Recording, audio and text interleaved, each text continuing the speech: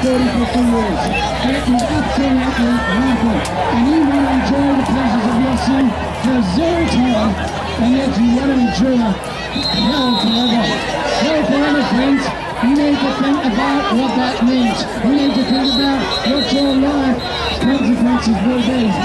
Your life will result in death, and it will be death forever. We're not talking about death in the grave, where you go into the ground and you disappear. We're not talking about that, friends. We're talking about eternal death. We're talking about eternal hell, and that's a lot different to just being buried under the ground. That's very, very different. And you see, Moses said that he would not endure the pleasures of sin such for a season, but he would rather suffer affliction with the people of God, because he knew that this life was short.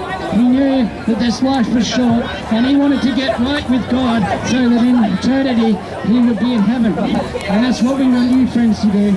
We want you to be right with God for eternity. You see, don't you want to be right? You see, friends, you created a God in your own image, and you love your sin. I don't care you love your sin, but you know what? You can have the pleasures of your sin. But again, I say, it only lasts for a season. Your life will end. My life will end. But I know that I will be in heaven for eternity. You know, friends, eternity is reality. You know, many of you might know Arthur Stace, a very famous man who went around the city of Sydney writing eternity all over those streets. And you know, at the Sydney Olympics, he was actually honoured because they put up in big writing on Sydney Harbour Bridge eternity.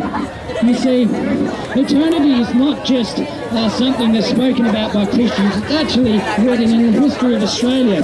Eternity is something that Australians love. And you know, if that man Arthur Stace lived today, I know what he'd be doing. He'd be walking the streets of Adelaide and writing eternity all over it, because he wants you to know what eternity is all about. And we're here in his place, friends. Just because Arthur Stace is dead doesn't mean that the truth is dead. The truth lives forever, and those who uphold the truth will keep going. And that is why we're here, friends. We want you to think about eternity. What is your life of homosexuality compared to eternity? You need to be right before God for an eternity. So friends, what must you do to be saved today? We're all gathered here today.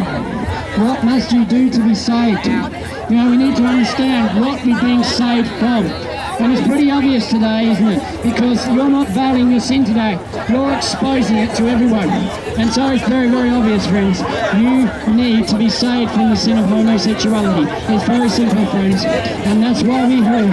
What must you do to be saved from the sin of homosexuality? You need to repent and believe the gospel of Jesus Christ.